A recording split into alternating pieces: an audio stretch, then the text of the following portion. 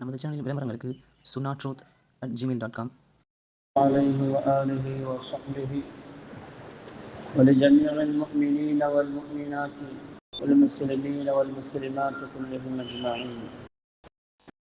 اللهم صل على سيدنا محمد طب القلوب ودوائها وعافية الأبدان وشفائها ونور الأبصار وضيائها وقوت الأرواح وغذائها وعلى آله وصحبه وسلم تسليما. أما بعد، فأوصيكم يا عباد الله وإياي أولا بتقوى الله.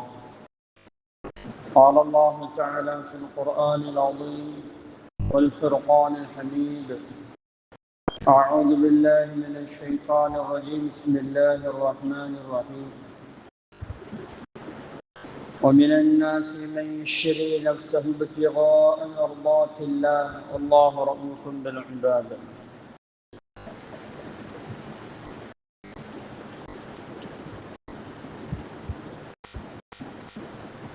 قال رسول الله صلى الله عليه وسلم: أن الحسن والحسين سيدا شباب أهل الجنة.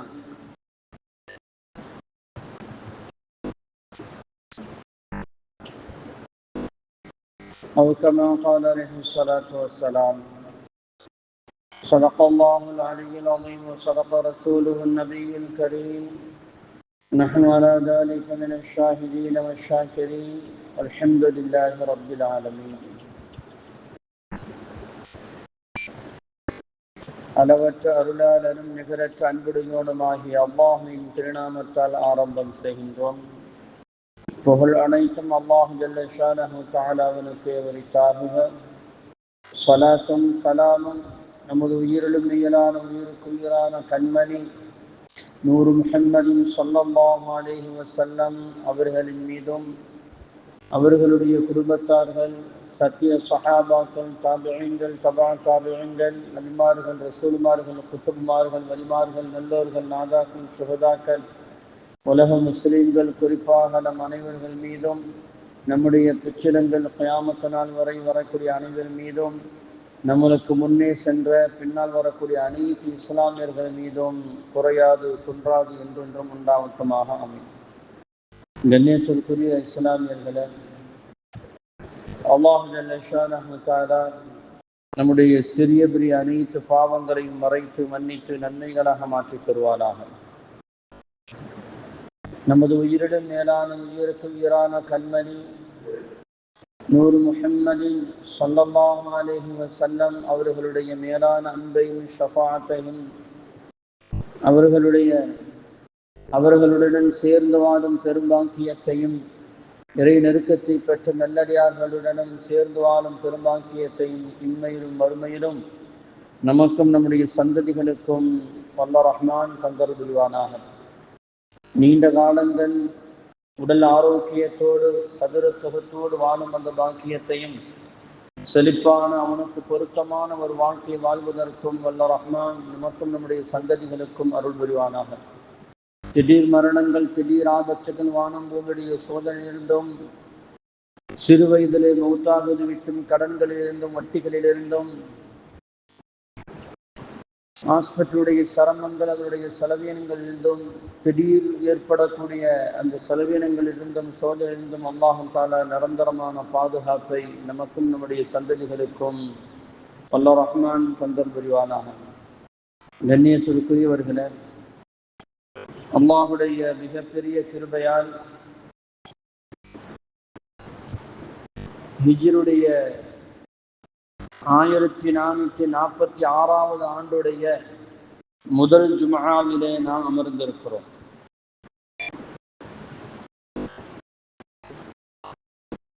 இந்த மாதம் ஹிஜ்ரி முஹர்ரம் மாதம் என்பது ஷஹ்ருல்லாஹி முஹர்ரம் என்று கண்மணி முஹம்மது ரசூலுல்லாஹி ஸல்லல்லாஹு அலைஹி வஸல்லம் அவர்கள் சொல்வார்கள். இது அல்லாஹுடைய மாதம். எல்லா மாதமும் அல்லாஹுடைய மாதம்தான். இந்த மாதத்துடைய கண்ணியத்தை இன்னும் கொஞ்சம் மிகைப்படுத்தி சொல்ல வேண்டும் என்பதற்காக வேண்டிய இன்னமும் நபிகள் நாயகம் ஸல்லல்லாஹு அலைஹி வஸல்லம் அவர்கள் இந்த வார்த்தையை சொல்வார்கள்.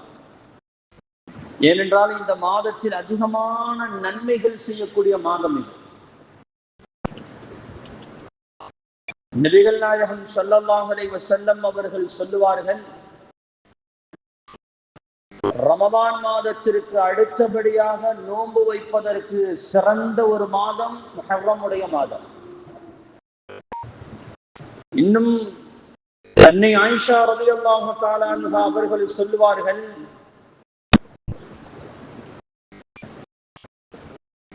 நபிகள் நாயகம் ஸல்லல்லாஹு அலைஹி வஸல்லம் அவர்கள் மதீனாவுக்கு வந்த பொழுது ஐயாமுல் ஜாஹிலியா என்ற அந்த காலகட்டத்தில் இஸ்லாம் வருவதற்கு முன்னாலேயே இந்த முஹர்ரம் மாதத்தில் நோன்பு வைத்துக் கொண்டிருந்தார்கள் குறைஷிகள்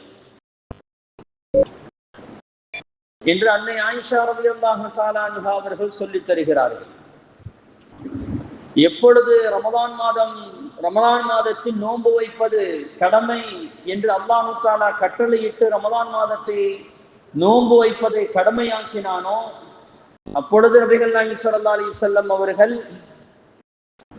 மன் ஷாஅ ஸாமஹு வ மன் ஷாஅ லம் யஸ்முஹு, நீங்கள் விரும்பினால் முஹர்ரம் மாசத்துல நோன்பு வைக்கலாம், நீங்க விரும்பலன்னா முஹர்ரம் மாசத்துல நோன்பு வைக்க வேண்டியதில்லை என்று நபிகள் நாயகம் ஸல்லல்லாஹு அலைஹி வஸல்லம் சொல்லிட்டாங்க. அதாவது நோக்கம் என்னன்னா ஃபர்து அல்ல என்று சொன்னார்கள், கடமை அல்ல. ரமதான் மாதம் வருவதற்கு முன்னால் இந்த முஹர்ரம் மாசத்தில் நோன்பு வைப்பது கடமையாக பார்க்கப்பட்டது. அன்றைய காலத்தில் நபிகள் நாயகம் ஸல்லல்லாஹு அலைஹி வஸல்லத்துடைய காலத்தில் தான் ஹிஜ்ரத்திற்கு பிறகுதான் ரமதான் மாதம் அங்கே கடமையாக்கப்படுகிறது. ஆஷுராவுடைய நோன்பு, அதாவது முஹர்ரம் மாசத்தில் வைக்கக்கூடிய நோன்பு, அது கடமை என்ற பட்டியலில் வராமல் சுன்னத் என்ற அந்த பட்டியலில் வருகிறது. சக்தி உடையவர்கள் வைக்கலாம், இல்லை என்றால் விட்டுவிடலாம் என்ற அந்த பொது விதி அப்பொழுதுதான் வருகிறது. அதுவரையும் முஹர்ரம் மாசத்தில் நோன்பு வைக்கப்பட்டு கொண்டு இருந்தது. அப்படி என்றால் அமல் செய்வதற்கு மிக ரமதான் மாதத்திற்கு அடுத்தபடியாக அமல் செய்வதற்கு உகந்த மாதம், அதிகமான நன்மைகளை தரக்கூடிய மாதம் எதுவென்று சொன்னால் முஹர்ரம் மாசத்துடைய அமல் என்று நபிகள் நாயகம் ஸல்லல்லாஹு அலைஹி வஸல்லம் அவர்கள் சொல்கிறார்கள். அதனால தான் அல்லாஹ் ஜல்ல ஷானஹு தஆலா அர்பஅத்துன் ஹுரும் மின்ஹா அர்பஅத்துன் ஹுரும், 12 மாதங்கள் என்பது அல்லாஹ் இன்ன இத்தத ஷுஹூரி இன்தல்லாஹி 12 ஷஹ்ரன் ஃபீ கிதாபில்லாஹ், 12 மாதங்கள் என்பது அல்லாஹ்விடத்தில் அது உருவாக்கப்பட்டது. அது அல்லாஹ்விடத்தில் வானம் பூமி படைக்கப்பட்ட காலத்தில் இருந்து 12 மாதங்கள் என்பது இருந்து கொண்டே இருக்கிறது. இஸ்லாம் வந்ததற்கு முன்னால் அல்ல, நபிகள் நாயகம் ஸல்லல்லாஹு அலைஹி வஸல்லம் அவர்கள் ஏற்படுத்தியது அல்ல, அல்லது முந்திய நபிமார்கள் ஏற்படுத்தியது அல்ல. முஹர்ரம், ஸஃபர், ரபியுல் அவ்வல், ரபியுல் ஆகிர் என்ற அந்த 12 மாதங்கள் இருக்கிறது, இது நபிமார்கள் கண்டுபிடித்தது அல்ல. வானம் பூமி படைக்கப்பட்ட காலத்தில் இருந்து அல்லாஹ் தஆலா உருவாக்கி வைத்த மாதம் அது. அல்லாஹ் தஆலா உருவாக்கி வைத்து அதிலே 4 மாதங்களை அல்லாஹ் தஆலா அதை கண்ணியமான மாதமாக சொல்லி தந்தான். அந்த 4ல் ஒன்றுதான் முஹர்ரம் மாதம் என்று முஃபஸ்ஸிரீன்கள் நமக்கு சொல்லி தருகிறார்கள். அவ்வளவு சிறப்பு. இன்னும் சொல்ல போனால் முஹர்ரம் மாதத்தில் எல்லா நபிமார்களுக்கும் அல்லாஹ் தஆலா ஒரு ஈடேற்றத்தை கொடுத்தார். எல்லா நபிமார்களுக்கும் மிகப்பெரிய ஈடேற்றத்தை கொடுத்தான் முஹர்ரம் மாசத்தில். முஹர்ரம் மாதத்துடைய இந்த 10வது நாள் இருக்கிறதே, அதற்கு பெயர் யௌமுல் ஆஷூரா, 10வது நாள் என்று சொல்லுவார்கள். எல்லா மாதங்களிலேயும் 10வது நாள் வரும்தான், ஆனால் யௌமுல் ஆஷூரா என்று சொன்னால் முஹர்ரம் மாசத்துடைய 10வது நாளுக்கு தான் சொல்லுவார்கள். ஏனென்றால் அந்த முஹர்ரம் மாதத்துடைய 10வது நாள் எல்லா நபிமார்களுக்கும் அல்லாஹ் தஆலா ஈடேற்றத்தை கொடுத்திருக்கிறார். ஏதாவது வகையில ஈடேற்றத்தை கொடுத்தார். ஆதம் அலைஹிஸ்ஸலாம் அவர்களுக்கு தௌபா ஏற்றுக்கொள்ளப்பட்ட நாள் யௌமுல் ஆஷூரா. இப்ராஹிம் அலைஹிஸ்ஸலாம் அவர்கள் நெருப்பு குண்டத்தில் தீங்கி போடப்பட்டு அங்கே பாதுகாக்கப்பட்ட நாள் யானாரு கூனி பர்தம் வ ஸலாமா, நாரை நெருப்பே இப்ராஹிமுக்கு அதிக குளிர்ச்சியும் இல்லாமல் அதிக சூடும் இல்லாமல் இதமான ஒரு காலகட்டத்தை உருவாக்கி கொடு என்று அல்லாஹ் தஆலா நெருப்புக்கு கட்டளையிட்டானே. அந்த நாள் 10வது நாள். இப்ராஹிம் அலைஹிஸ்ஸலாம் அவர்கள் பாதுகாக்கப்பட்ட நாள் 10வது நாள். எல்லாருக்கும் தெரியும், மூசா அலைஹிஸ்ஸலாம் அவர்கள் ஃபிரௌனிடத்திலிருந்து பாதுகாக்கப்பட்டார்கள். ஃபிரௌன் கிட்டத்தட்ட 5 லட்சத்துக்கும் மேற்பட்ட மக்களுக்கு முன்னால் மக்களை கூட்டிட்டு போய் அந்த கடல் நைல் நதிக்கு முன்னால் நிற்கிறார்கள். கருங்கடலுக்கு முன்னால் மூசா அலைஹிஸ்ஸலாம் அவர்கள் நிற்கிறார்கள். என்ன செய்வதென்று தெரியவில்லை. அல்லாஹ் ஜல்ல ஷானஹு மூசா அலைஹிஸ்ஸலாம் கேட்டாங்க, யா அல்லாஹ், ஃபிரௌன் எங்களுக்கு பின்னாலே நிற்கிறான், நாங்கள் தப்பித்து வந்தோம், உன்னுடைய கட்டளைப்படி வந்தோம், கடல் குறுக்கிடுகிறது. அல்லாஹு தஆலா சொன்னான், அடியுங்கள் என்று சொன்னான். 12 பாதைகள் அங்கே திறக்கப்பட்டது. ஏன் 12 பாதையாக திறக்கப்பட்டது என்று சொன்னால், கடல் 12 பாதையாக அங்கே பாதையை ஒரு அடிதான் அடிச்சாங்க. சில கிதாபுகள் 12 அடி அடிச்சாங்கன்னு சொல்லிட்டு சில முஃபஸ்ஸிர்கள் சொல்றாங்க. ஆக மொத்தம் அடித்தது என்னமோ மூசா அலைஹிஸ்ஸலாம் தடியை வைத்து அடித்தார்கள். அது 12 பாதைகளாக பிரிந்தது. ஏன் என்று சொன்னா, பொதுவா யூதர்கள் எவ்வளவுதான் இருந்தாலும் அந்த ஜாதிக வெறி இருக்கும். ஜாதி வெறி இன்னைக்கு அப்படித்தான் இருக்கிறான். ஜாதி வெறி அவனுக்கு இருந்தது. அவங்களுக்குள்ளேயே பல பிரிவினைகள் இருந்தாங்க. அன்றைய காலத்தில் 12 பிரிவுகள் இருந்தார்கள். அந்த 12 பிரிவுகளும் சொன்னாங்க, ஒவ்வொரு பிரிவுக்கும் ஒவ்வொரு பாதை வர வேண்டும், அப்பொழுதுதான் நாங்கள் தப்பித்து போவோம் என்று சொன்னார்கள். அதனால்தான் அல்லாஹ் தஆலா 12 பாதைகளாக பிரித்து கொடுத்தான் என்று குர்ஆன் நமக்கு சொல்லித் தருகிறது. அப்ப 12 பாதைகளாக பிரிக்கப்பட்டு மூசா அலைஹிஸ்ஸலாத்துடைய கூட்டத்தார்கள் அங்கே காப்பாற்றப்பட்ட நாள் யௌமுல் ஆஷூரா. நபிகள் நாயகம் ஸல்லல்லாஹு அலைஹி வஸல்லம் அவர்களுக்கு உங்களுடைய முந்திய பாவங்கள் பிந்திய பாவங்கள் மன்னிக்கப்பட்டது என்ற ஆயத்து இறங்கியதல்லவா, அந்த நாள் யௌமுல் ஆஷூரா என்று சொல்லப்படுகிறது. ஒவ்வொரு நபிமார்களுக்கும் அல்லாஹ் தஆலா ஒரு ஈடேற்றத்தை கொடுத்த நாள் இந்த யௌமுல் ஆஷூரா, முஹர்ரம் மாசத்துடைய நாள். இதனால தான் முஹர்ரம் மாதம் அது அல்லாஹ்வுக்கு ரொம்ப பிடித்தமான மாதம். அதில் அமல் செய்வதற்கு ரொம்ப ஏற்றமான ஒரு மாதம் என்று சொல்லி தருவார்கள் நபிகள் நாயகம் ஸல்லல்லாஹு அலைஹி வஸல்லம் அவர்கள். இந்த காலகட்டத்தில் நம்ம பொடுபோக்க கடந்து போயிடக்கூடாது. இந்த காலகட்டத்தையும் பொடுபோக்காக கடந்து போயிடக்கூடாது. ஆனா சில பேர்கள் சொல்லுவாங்க, இந்த மாசம் யௌமுல் ஆஷூரா இருக்குது, இது வருத்தத்திற்குரிய நாள் என்று சொல்லுவாங்க. ஆனா அது வருத்தத்திற்குரிய நாளாக இருந்தாலும், அதாவது அது எதை வச்சு வருத்தத்திற்குரிய நாள் என்று சொல்றாங்கன்னு சொன்னா, ஹதரத் ஹுசைன் ரலியல்லாஹு தஆலா அன்ஹு அவர்கள் கர்பலாவில் கொல்லப்பட்டது, ஷஹீதாக்கப்பட்டது இந்த யௌமுல் ஆஷூராவுடைய நாள். இதை வைத்து, ஏன்னா நபிகள் நாயகம் ஸல்லல்லாஹு அலைஹி வஸல்லம் அவருடைய பேர பிள்ளை, பாசத்திற்குரிய பிள்ளை, ரொம்பவும் நபிகள் நாயகம் ஸல்லல்லாஹு அலைஹி வஸல்லம் அளவு கடந்த பாசம் வைத்திருந்தார்கள் ஹசன் ஹுசைன் ரலியல்லாஹு தஆலா அன்ஹு அவர்கள் மீது. அந்த பாசத்திற்குரிய அந்த பேர பிள்ளைகள் ஷஹீதாக்கப்பட்ட நாள் இந்த யௌமுல் ஆஷூரா. அதனால இது துக்கத்துக்குரிய நாள் என்று சில பேர்கள் சொல்லுவாங்க. இது தப்பு. ஏனென்றால் ஹுசைன் ரலியல்லாஹு தஆலா அன்ஹுடைய அந்த கொல்லப்படுதல், ஷஹீதன் என்பது முன்னாலே அறிவிக்கப்பட்டது. அது அல்லாஹுவால் அது ஏற்கனவே தீர்மானிக்கப்பட்டது. அது முன்னறிவிப்பு செய்யப்பட்டது. சிறுபிராயத்திலேயே முன்னறிவிப்பு செய்யப்பட்டது. அது அந்த குடும்பம், அந்த மனிதர் தானாக அல்லாஹ்வுக்காகவே ஏற்றுக்கொண்ட ஒரு விஷயம். அதை கொண்டு போய் என்ன செய்யக்கூடாது, துக்கத்துக்குரிய நாள் என்று சொல்லிவிடக் கூடாது. ஆனா எல்லா நபிமார்களுக்கும் அல்லாஹ் தஆலா ஈடேற்றத்தை கொடுத்தானே, அதை என்ன செய்யறது, அதை என்ன செய்யறது, துக்கத்தில் இல்லைன்னு சொல்லிட முடியுமா? மகிழ்ச்சிக்குரிய நாள் தான் அது, சந்தோஷத்துக்குரிய நாள். அதாவது அந்த நாளை அமல்களால் நாம் சந்தோஷப்படுத்த வேண்டும். எப்படி நபிமார்களுக்கு அல்லாஹ் தஆலா ஒரு ஈடேற்றத்தை கொடுத்தானோ, யா அல்லாஹ் எங்களுடைய வாழ்க்கையிலும் அது மிகப்பெரிய ஒரு ஈடேற்றத்தை தர வேண்டும் என்பதற்காக வேண்டிதான் நோன்பு வைத்து இன்னும் அமல்களை செய்து அந்த நாளை அல்லாஹ்விடத்தில் அது சந்தோஷத்தை வெளிப்படுத்த வேண்டும் என்பதற்காக வேண்டிதான் நபிகள் நாயகம் ஸல்லல்லாஹு அலைஹி வஸல்லம் அவர்கள் அந்த நாளில் நீங்க அமல் செய்யுங்கள் என்று சொன்னாங்க. ஹுசைன் ரலியல்லாஹு தஆலா அன்ஹு எவ்வளவு அன்பு வச்சிருந்தாங்க தெரியுமா? ஹுசைன் ரலியல்லாஹு தஆலா அன்ஹு அவர்கள் மீது, ஹசன் ரலியல்லாஹு தஆலா அன்ஹு அவர்கள் மீது எவ்வளவு அன்பு வைத்திருந்தார்கள். நபி ஸல்லல்லாஹு அலைஹி வஸல்லம் வஃபாத் ஆகக்கூடிய நேரத்துல ஒரு 7 வயசு 8 வயசு அவ்வளவுதான் இருக்கும்.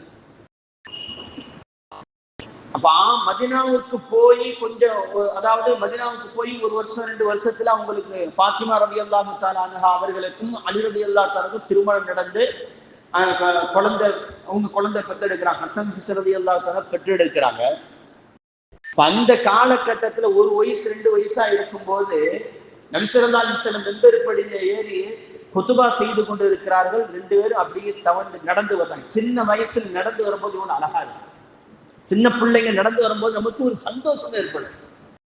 அது மாதிரி நடந்து வரும் பொழுது நபிகள் நாயகம் ஸல்லல்லாஹு அலைஹி வஸல்லம் குதுபாவை நிப்பாட்டிட்டாங்க. அப்படியே நிப்பாட்டிட்டாங்க. நிப்பாட்டிட்டு வந்து தன்னுடைய பேர பிள்ளைகளை தூக்கிட்டு வந்து தன்னுடைய தோல் புஜத்தில் வைத்துக் கொண்டு மிம்பர் படியில ஏறி மறுபடியும் குத்துபா செய்கிறார்கள். சில கட்டங்களில் அப்படியே பக்கத்தில் அமர வைத்து அந்த குத்துபா செய்கிறார்கள் என்று சொன்னால், நாயகம் ஸல்லல்லாஹு அலைஹி வஸல்லம் அவர்கள் அந்த பிள்ளைகள் மீது எவ்வளவு பெரிய பாசம் வைத்திருப்பார்கள் என்பதை நான் யோசித்து பார்க்க வேண்டும். நபிகள் நாயகம் ஸல்லல்லாஹு அலைஹி வஸல்லம் அவர்கள் ஒரு ஹதீஸிலே சொல்வார்கள், மன் அஹப்பஹுமா ஃபகத் அஹப்பனி. இந்த 2 பேரையும் யார் பிரியப்படுகிறார்களோ அவர்கள் என்னை பிரியப்பட்டவர்கள் என்று சொன்னார்கள். ஹசன் ஹுசைன் ரலியல்லாஹு தஆலா அன்ஹுமா 2 பேரை யார் பிரியப்படுகிறார்களோ அவர்கள் என்னை பிரியப்பட்டவர்கள். என்னை பிரியப்பட்டதற்கு உண்டான அடையாளம் என்று சொன்னார்கள் நபிகள் நாயகம் ஸல்லல்லாஹு அலைஹி வஸல்லம் அவர்கள். அதோடு மட்டும் நிக்கல, திரும்ப சொன்னார்கள் நபி ஸல்லல்லாஹு அலைஹி வஸல்லம், ஒமன் அபகதஹுமா ஃபகத் அபகதனி. அவங்க 2 பேரை யார் கோபப்படுத்துகிறார்களோ அவர்கள் என்னை கோபப்படுத்தியவர்கள் என்று சொன்னார்கள் நபிகள் நாயகம் ஸல்லல்லாஹு அலைஹி வஸல்லம் அவர்கள். அப்பனா ஹசன் ரலியல்லாஹு தஆலா அன்ஹு, ஹுசைன் ரலியல்லாஹு தஆலா அன்ஹு அவர்கள் மீது எவ்வளவு இந்த சமூகம் பிரியம் வைப்பதை, அன்பு வைப்பதை கடமை என்பதை நாம் யோசிக்க வேண்டும். நாயகம் ஸல்லல்லாஹு அலைஹி வஸல்லம் அவர்கள் அதாவது ஒரு ஹதீஸ்ல இப்படியே சொல்வார்கள், ஹுசைனு மின்னி வ அன மினல் ஹுசைன். மின் ஹுசைன் சொல்லுவாங்க. ஹுசைன் என்னிடத்திலிருந்து இருக்கிறார், நான் ஹுசைனிலிருந்து இருக்கிறேன் என்று சொன்னார் நபிகள் நாயகம் ஸல்லல்லாஹு அலைஹி வஸல்லம். சுருங்க சொன்னா, நான் தான் ஹுசைன், ஹுசைன் தான் நான் என்று சொல்லக்கூடிய அளவிற்கு ஹுசைன் ரலியல்லாஹு தஆலாவுடைய அந்தஸ்து அல்லாஹ்விடத்தில், அல்லாஹ்வுடைய ரசூலிடத்தில் உயர்ந்தது என்று சொன்னால் அவர்கள் எவ்வளவு பெரிய அந்தஸ்துக்குரியவர்கள். ஒரு நாள் நபிகள் நாயகம் ஸல்லல்லாஹு அலைஹி வஸல்லம் வீட்டுக்கு வந்தாங்க. வேக வேகமா வந்தாங்க. வந்து ஹசன் ரலியல்லாஹு தஆலா அவர்களை உதட்டிலே முத்தமிட்டார்கள். ஹுசைன் ரலியல்லாஹு தஆலா அவர்களை கழுத்திலே முத்தமிட்டார்கள். சிறு பிள்ளைகள், ஓடி விளையாடக்கூடிய சிறு பிள்ளைகள். அதான் சொல்றேன்ல, அவங்க நபி ஸல்லல்லாஹு அலைஹி வஸல்லம் வஃபாத் ஆகும் போது 7-8 வயசு இருக்குன்னு சொன்னா, அப்ப அதுக்கு முன்னால உள்ள காலம்லாம் எப்படி நம்ம யோசிக்க வேண்டியதுதான். அப்ப இதை பார்த்து கொண்டிருந்த அன்னை ஃபாத்திமா ரலியல்லாஹு தஆலா அன்ஹா அவங்க சொன்னாங்க, கேட்டாங்க, யா ரசூலல்லாஹ், என்ன சம்பந்தமே இல்லாம என்றைக்கும் இல்லாமல் இன்னைக்கு புதுவிதமாக நீங்கள் முத்தம் கொஞ்சுகிறீர்களே, என்ன காரணம்? ஹசனை உதட்டிலே முத்தமிடுகிறீர்கள், ஹுசைனை கழுத்திலே முத்தமிடுகிறீர்களே, என்ன காரணம்? அப்போ ஃபாத்திமா நபிகள் நாயகம் ஸல்லல்லாஹு அலைஹி வஸல்லம் சொன்னாங்க, ஃபாத்திமா, இப்பொழுதுதான் ஜிப்ரீல் வந்தார். ஜிப்ரீல் அலைஹிஸ்ஸலாம் அவர்கள் வந்தார்கள். சொன்னார்கள், யா ரசூலல்லாஹ், ஹசன் மீதும் ஹுசைன் மீதும் நீங்க ரொம்ப பாசம் வைத்திருக்கிறீர்கள் போல் இருக்கிறது. ஆமா, ஏன்னா நபி ஸல்லல்லாஹு அலைஹி வஸல்லத்துடைய அவங்களுக்கு ஆம்பளை பிள்ளையே கிடையாது, எல்லாமே பொம்பளை பிள்ளை.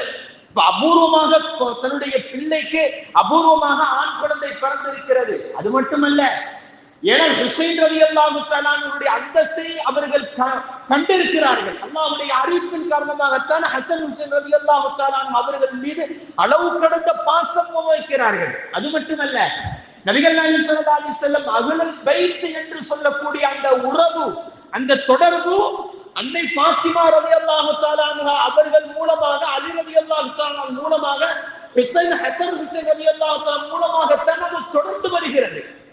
அஹ்லுல் பைத் என்று சொல்லக்கூடிய அந்த தொடர்பு என்பது ஹுசைன் ரலியல்லாஹு தஆலா மூலமாகத்தான் வருகிறது. அதனால தான் நபிகள் நாயகம் ஸல்லல்லாஹு அலைஹி வஸல்லம் அந்த பிள்ளைகள் மீது ஒரு அளவு கடந்த பாசம் வச்சிருந்தாங்க. இப்ப ஜிப்ரீல் அலைஹிஸ்ஸலாம் கேட்டாங்க, ரொம்ப பிரியமாக இருக்கிறீங்களே அப்படின்னு. ஆமாம் ஜிப்ரீலே, என்னுடைய பேர குழந்தைகள் அப்படின்னு சொன்னும் போது, அப்பொழுதுதான் சொன்னார்கள், ஜிப்ரீல் அலைஹிஸ்ஸலாம் அவர்கள் சொன்னார்கள், யா ரசூலல்லாஹ், பிற்காலத்தில் சமுதாயத்தால், உங்களுடைய உம்மத்தால் இவர்கள் கொல்லப்படுவார்கள். ஹசன் ரலியல்லாஹு தஆலா அன்ஹு அவர்கள் யூதர்களால் விஷம் கொடுத்து கொல்லப்படுவார்கள். ஹுசைன் இஸ்லாமியர்களால் கொல்லப்படுவார், கழுத்து வெட்டப்பட்டு கொல்லப்படுவார் என்று சொன்னார்கள். ஜிப்ரீல் அலைஹிஸ்ஸலாம் அவர்கள் சொன்னாங்க. ஸல்லல்லாஹு அலைஹி வஸல்லம் அதிர்ந்து போயிட்டாங்க.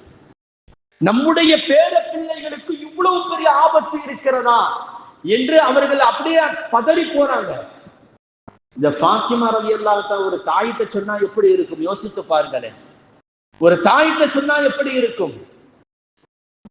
அப்போதான் கேட்டாங்க, யா ரசூலல்லாஹ், ஒவ்வொரு நபிமார்களுக்கும் ஒரு விசேஷமான துஆவை அல்லாஹ் தஆலா கொடுத்திருப்பான்.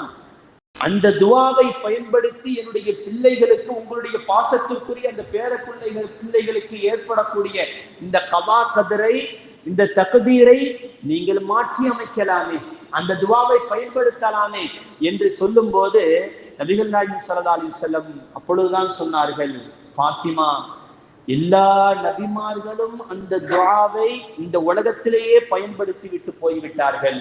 ஆனால் நான் மட்டும் அதை பாதுகாத்து வைத்திருக்கிறேன். ஏன் தெரியுமா? நாளை மறுமை நாளை என்னுடைய உம்மத்துமார்கள் நரகத்திற்கு போகாமல் சொர்க்கத்திற்கு அனுப்ப வேண்டும் என்பதற்காக வேண்டிய அந்த துஆவை நான் பாதுகாத்து வைக்கிறேன். இந்த உலகத்தில் இன்றல்ல, என்றைக்காவது ஒரு நாள் அந்த உயிர் போகத்தான் போகிறது. அது அல்லாஹ்வுக்காக வேண்டிய போகட்டும் ஃபாத்திமா, அது உம்மத்துக்காக வேண்டி நான் வைத்திருக்கிறேன் என்று சொன்னார்கள். கருணை உருவான காருண்ய நபிகள் நாயகம் ஸல்லல்லாஹு அலைஹி வஸல்லம் அவர்கள். அப்ப அந்த குடும்பம் எவ்வளவு ஒரு பாசத்திற்குரிய குடும்பம், இந்த சமூகத்திற்காக வேண்டிய தன்னை அர்ப்பணித்த குடும்பம் அல்லவா? அந்த அர்ப்பணிப்பை பார்த்துதான் சில பேர்கள் சொல்வார்கள், இது துக்கத்துக்குரிய நாள் என்று சொல்லி தருவார்கள். ஆனால் அது துக்கத்துக்குரிய நாள் மட்டுமல்ல, இது ஏற்கனவே முன்னறிவிப்பு செய்யப்பட்டது.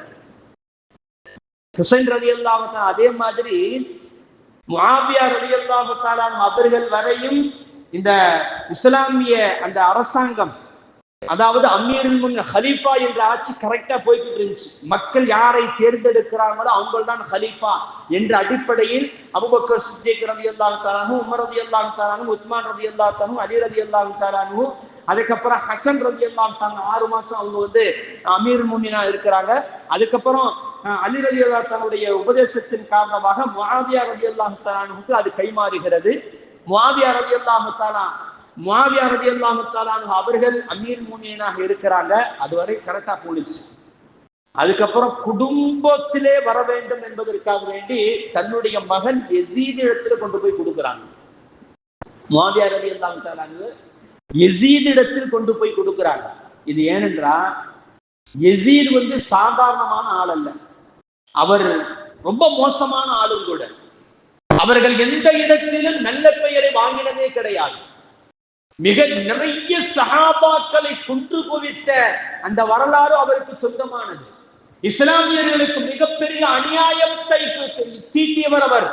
இஸ்லாமியராக இருந்தும் இஸ்லாமிய ஆட்சி சரியான முறையில் நடக்காமல் இஸ்லாமியர்களை அடக்கி ஆண்ட ஒரு பெயரும் யசீதுக்கு இருக்கிறது. இது நபிகள் நாயகம் ஸல்லல்லாஹு அலைஹி வஸல்லம் ஏற்கனவே சொல்லப்பட்ட விஷயமும் கூட. முஆவியா ரலியல்லாஹு தஆலா யாரும் அல்ல, நபிகள் நாயகம் ஸல்லல்லாஹு அலைஹி வஸல்லம் அவர்களுக்கு வஹியை எழுதக்கூடிய 5 சஹாபாக்களில் ஒரு சஹாபிதான் முஆவியா ரலியல்லாஹு தஆலா அன்ஹு அவர்கள்.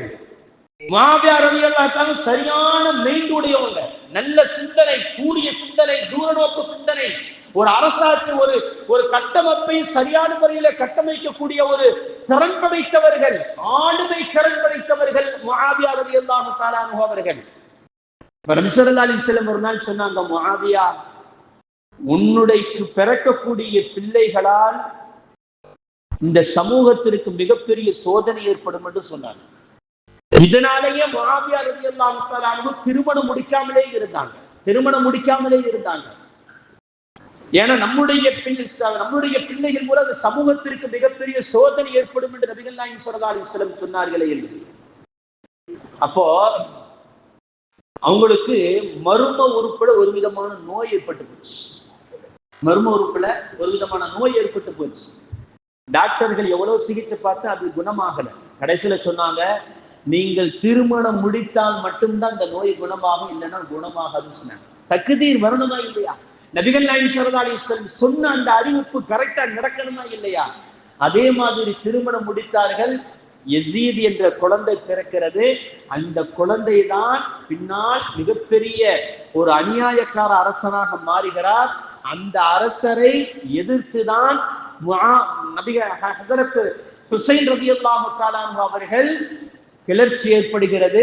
இஸ்லாமிய சமூகம் அதாவது ஹலீஃபா சரியான முறையில் செயல்படவில்லை என்ற அங்கே செய்திகள் வரவும் போது மதீனாவிலிருந்து ஒரு படை கிளம்புகிறது. அதற்கு ஹுசைன் ரலியல்லாஹு தஆலா அவர்கள் தலைமை தாங்குகிறார்கள். ஏனென்றால் இஸ்லாமிய சாம்ராஜ்யத்தை இந்த உலகத்தில் நிலைநாட்ட வேண்டும், இஸ்லாமிய கலாச்சாரம் இந்த உலகத்தில் நிலைநாட்ட வேண்டும் என்பதற்காக வேண்டி அருமை ஹுசைன் ரலியல்லாஹு தஆலா அன்ஹு அவர்கள் படையெடுத்து அங்கே மிகப்பெரிய ஒரு ஷஹீதை அங்கே மேற்கொள்கிறார்கள். கர்பலாவிலே தண்ணீர் கொடுக்காமல், உணவு கொடுக்காமல் பட்டினியாக இருந்து அங்கே ஷஹீதாக்கப்படுகிறார். உபைதுல்லா இப்னு யஸீத் என்று சொல்லக்கூடிய கவர்னர், மிக கொடுங்கோல் கவர்னர், மிகவும் அநியாயக்கார கவர்னர். இந்த கவர்னர் யஸீத் சொல்லிட்டார்ல, நீ எப்படியாவது ஹுசைனுடைய தலையை நீ கொண்டு வர வேண்டும், வேற எதுவும் செய்ய தேவையில்லை என்று சொல்லி, அதே மாதிரி திட்டம் தீட்டி ஷிம்ர் என்று சொல்லக்கூடிய ஒருவன் ஹுசைன் ரலியல்லாஹு தஆலா அவர்கள் தங்கியிருந்த இடத்திற்கு உணவும் வரவில்லை, தண்ணீரும் வரவில்லை. இன்னைக்கு அதாவது பலஸ்தீன் மக்கள் அனுபவித்துக் கொண்டு இருக்கிறாங்களா இல்லையா? அதே மாதிரியான துன்பத்தை அன்றைக்கு ஹுசைன் ரலியல்லாஹு தஆலா அவருடைய குடும்பத்தார்கள் கிட்டத்தட்ட அஹ்லுல் பைத்தை சேர்ந்த 18 பேர் அங்கே கொல்லப்படுகிறார்கள், ஷஹீதாக்கப்படுகிறார்கள். கூடியிருந்த சஹாபாக்கள் எல்லாரும் அங்கே கொல்லப்படுகிறார்கள்.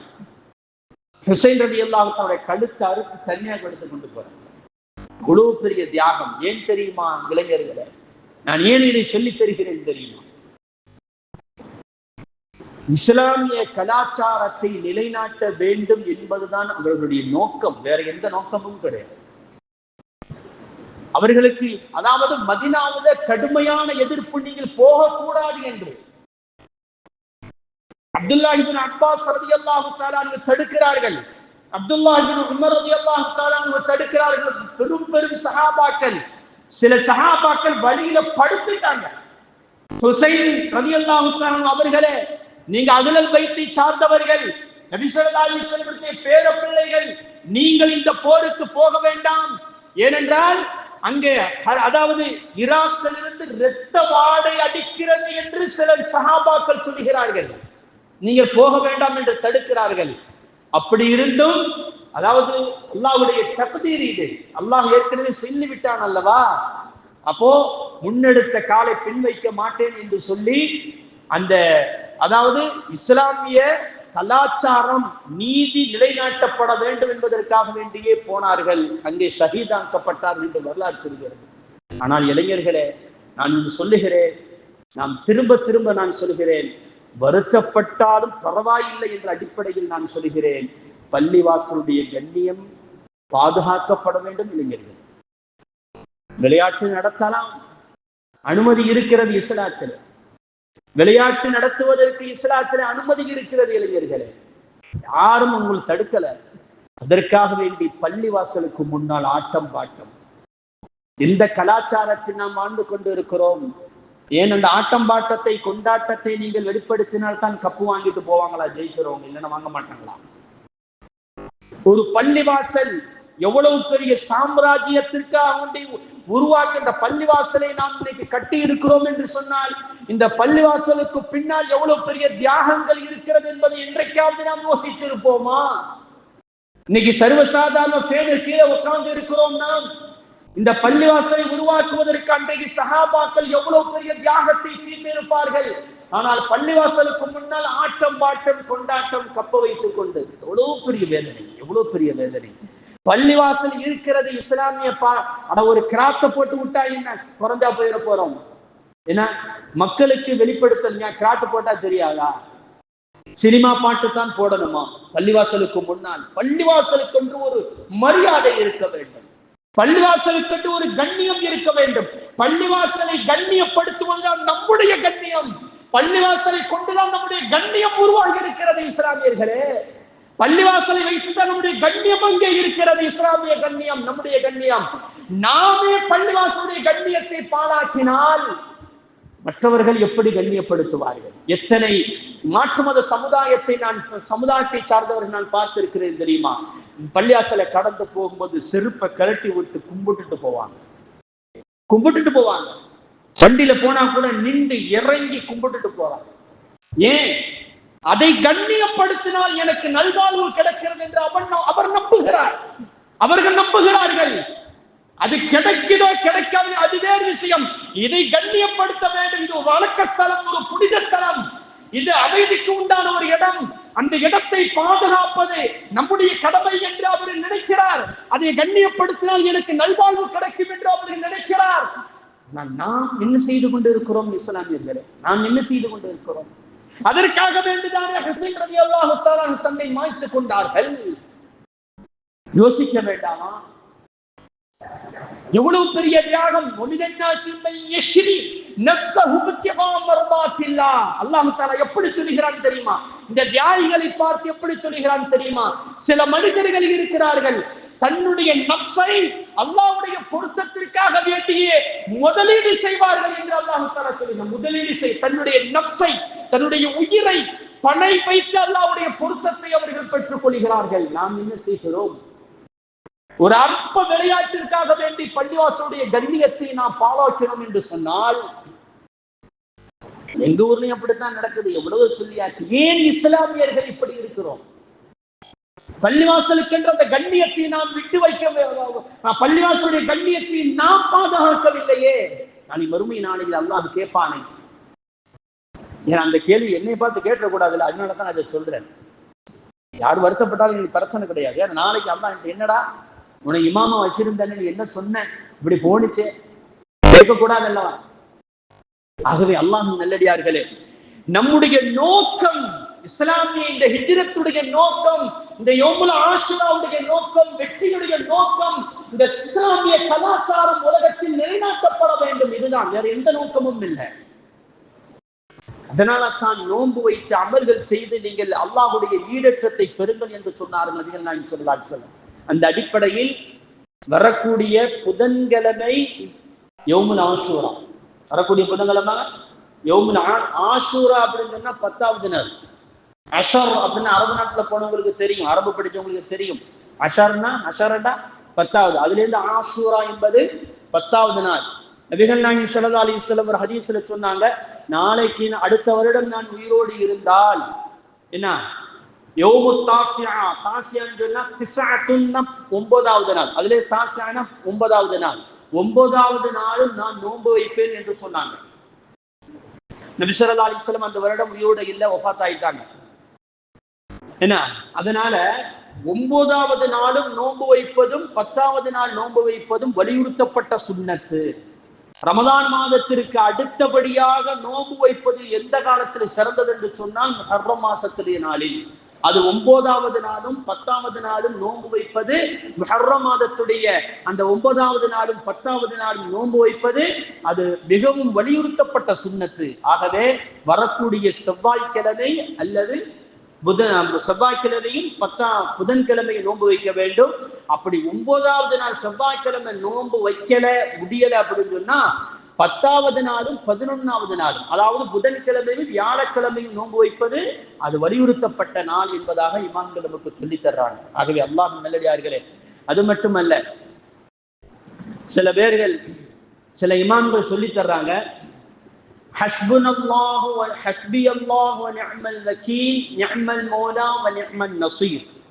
ஹஸ்பியல்லாஹு நிஅமல் வகீல் நிஅமல் மௌலா வ நிஅமன் நஸீர் என்று யார் 70 தடவை 10வது நாள் யௌமுல் ஆஷுரா தினத்தன்று யார் ஓதுவார்களோ, நல்லா தெரியுது, ஈஸியானதுதான். ஹஸ்பியல்லாஹு வ நிஅமல் வக்கீல் நிஅமல் மௌலா வ நிஅமல் நஸீர் என்று 70 தடவை யார் ஓதுவார்களோ, இது அனுபவபூர்வமான பெரியார்கள் சொன்ன அமல். இது அனுபவபூர்வமான அமல்.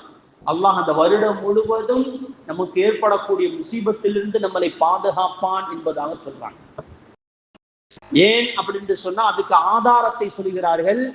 நபி இப்ராஹிம் அலைஹிஸ்ஸலாம் அவர்கள் நெருப்பு குண்டத்தில் தீக்கி போடும் போது ஜிப்ரீல் அலைஹிஸ்ஸலாம் அவர்கள் வந்து கேட்கிறார்கள், கலீலுல்லாஹ் இப்ராஹிம் அலைஹிஸ்ஸலாம் அவர்களே, நான் மலையுடைய மலக்கின் தான் நிற்கிறார், நீங்கள் அனுமதி கொடுத்தால் மலையை பெய்ய வைத்து இந்த நெருப்பு குண்டத்தை அணைத்து விடுகிறேன் என்று சொல்லும் போது நபி கலீலுல்லாஹ் இப்ராஹிம் அலைஹிஸ்ஸலாம் அவர்கள் சொன்னார்கள், நீங்கள் யாரும் எனக்கு எந்த உதவி செய்ய வேண்டாம், என்னுடைய ரப்பு போதும் என்று சொல்லிவிட்டு அவர்கள் சொன்ன வார்த்தை ஹஸ்பியல்லாஹு வ நிஅமல் வக்கீல் நிஅமல் மௌலா வ நிஅமன் நஸீர். அந்த வார்த்தை சொன்னதினால் அல்லாஹு தஆலா நெருப்பு குண்டத்தில் போடும்போது சொன்னான், குல்னா யா நாரு கூனி பர்தம் வ ஸலாமன் அலா இப்ராஹீம், நெருப்பே இப்ராஹீமுக்கு நீ அதிக குளிர்ச்சியாக இருக்கக்கூடாது, அதிக சூடாகவும் இருக்கக்கூடாது, இதமான பதத்தில் நீ இருக்க வேண்டும் என்று நாம் கட்டளையிட்டோம் என்று அல்லாஹு தஆலா குர்ஆன்ல சொன்னான். அந்த ஒரு வார்த்தை இருக்கு. அதுக்கப்புறம் தான் இப்ராஹிம் இஸ்லாத்துக்கு வாழ்நாள் முச்சோடு மிகப்பெரிய ஒரு சுபிட்சம், வெற்றிக்கு மேல் வெற்றி கிடைத்தது என்பதாக சொல்லி, இந்த நாளில் யௌமுல் ஆஷிராவுடைய நாளில் குறைஞ்சபட்சம் எவ்வளவு வேண்டாலும் ஓதலாம், குறைஞ்சபட்சம் ஹஸ்பி அல்லாஹ் வ நிஅமல் வக்கீல் நிஅமல் மௌலா வ நிஅமன் நஸீர் என்று 70 தடவையாவது நாம் ஓத வேண்டும். அல்லாஹ் ஜல்ல ஷானஹு தஆலா இந்த மாதிரி சின்ன சின்ன அமல்களை செய்து அவனுடைய பொருத்தத்தை நாம் பெற வேண்டும்.